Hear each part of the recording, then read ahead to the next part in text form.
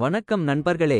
இன்று உங்கள் செலவுகளை எவ்வாறு கட்டுப்படுத்துவது மற்றும் இறுதியில் உங்கள் முன் செயலாக்க சேவைகள் வணிகத்தை புத்திசாலித்தனமாக வளர்ப்பது எப்படி என்பதை நீங்கள் கற்றுக்கொள்வீர்கள்.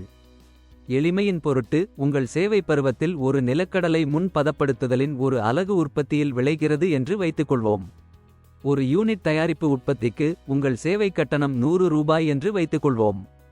ஒரு யூனிட் உற்பத்திக்கான சேவையை நீங்கள் 100 ரூபாய்க்கு வழங்கும்போது உங்கள் எரிபொருள் விலை 12 ரூபாய் ஆகும்.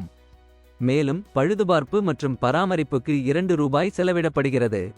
நீங்கள் 100 ரூபாய்க்கு சேவையை வழங்கும்போது உங்கள் தொழிலாளர்களுக்கு 49 ரூபாய் வரை நீங்கள் வெளி தொழிலாளர்களை பணியமர்த்துகிறீர்கள் என்றால்.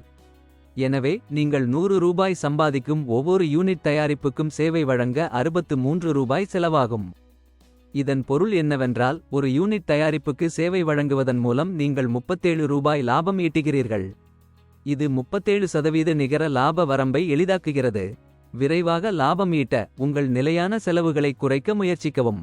வாடகைக்கு எடுப்பதற்கு பதிலாக உங்கள் சொந்த இயந்திரங்கள் மற்றும் உபகரணங்களை பயன்படுத்துங்கள்.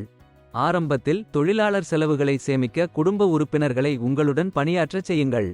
கடன் வாங்குவதற்கு பதிலாக உங்கள் சொந்த பணத்தை பயன்படுத்துங்கள் அல்லது நண்பர்கள், குடும்பத்தினர் மற்றும் வணிக கூட்டாளர்களின் உதவியை பெறுங்கள்.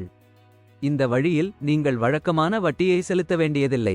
நிலையான கட்டணத்திற்கு பதிலாக லாபத்தில் ஒரு பங்கை அவர்களுக்கு வழங்குங்கள். இந்த செலவுகளை நீங்கள் குறைவாக வைத்திருந்தால் முதல் மாதத்திலேயே நீங்கள் லாபம் ஈட்டத் தொடங்கலாம். All the best. చూసినందుకు ధన్యవాదాలు. దయచేసి లైక్ చేయండి, షేర్ చేయండి. వ్యాపార్ కోచ్ ఛానల్కు సబ్స్క్రైబ్ చేయండి.